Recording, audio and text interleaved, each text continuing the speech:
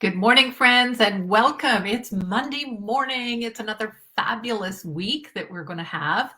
And as you know, I go live every single Monday morning to share with you a thought provoking question that you can keep in mind as you go through the week. And all of this is meant to help you increase your joy, your profit, and your free time. So, how many of you are creating content? Raise your hand. Or say, yes, I'm creating content in the comments below. You know, I remember when I first started creating content, I was inconsistent. I didn't know what to write about. And still, as I, move through the journey of creating a business, there were times when I questioned. And here's the question I have for you. Are you creating content or are you creating authority positioning content? There's a huge difference. And so you'll see behind me that I have a three-legged stool. Well, I'm going to share with you the three things that you'll need, and they're actually what I call ecosystems, to actually create content that positions you as an authority. And this doesn't matter whether it's your blog, it doesn't matter whether this is a podcast that you're creating, but content. Are you creating just content or are you creating authority positioning content? And here we go. Let's talk about ecosystems. As I said, I believe this is a whole ecosystem. An ecosystem is where one thing impacts another that impacts another, and it's like a continuous loop. It's like our bodies are an ecosystem, right? Last week you might have noticed I was in bed. I had shoulder pain. Well, that created back pain and, the whole loop that happens. It also happens in nature, right? It happens if you get a lake, for instance, that gets polluted. And then you see, the green algae, and then the green algae creates a problem because it's not the right food for certain fish. And then those fish die off and there's no food for another fish. And it's a whole ecosystem. It keeps going. Well, the ecosystem that I want to share with you is about content that is authority positioning. So I'm going to get my markers out here.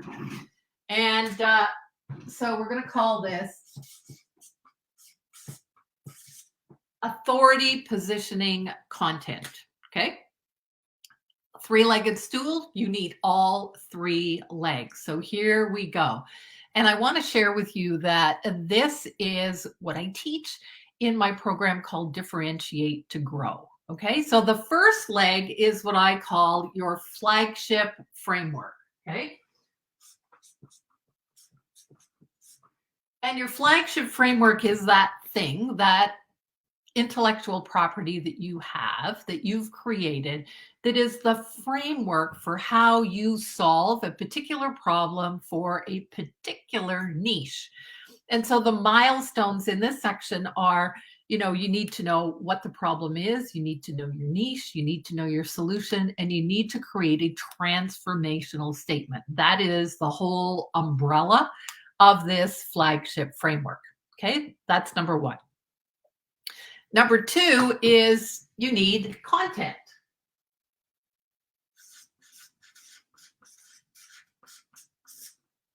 But there are different types of content. And what I want to share with you, there are 6 different types of content. That's right, 6 different types. I don't have time to get into all of them today, but what I do know is that very often people are creating 1 or 2 types of content. So the first type they might be creating is connection content. And that is content that certainly builds that know, like, and trust. If you're doing a blog, that content may be that you're interviewing people. And that is great content, but is it positioning you as an authority? So that's one of the types. The other type of content that you might be creating is thought leadership content. So it might be content, for instance, like this. You're sharing your expertise.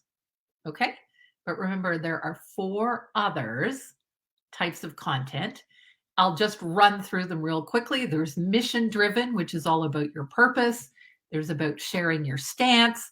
There's thought reversal content. And of course, direct offer content. 6 different types of content.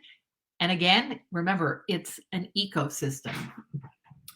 The last thing that you need for your 3-legged stool of your authority positioning content is what I call the 3 C's. And the 3 C's are about your expertise plus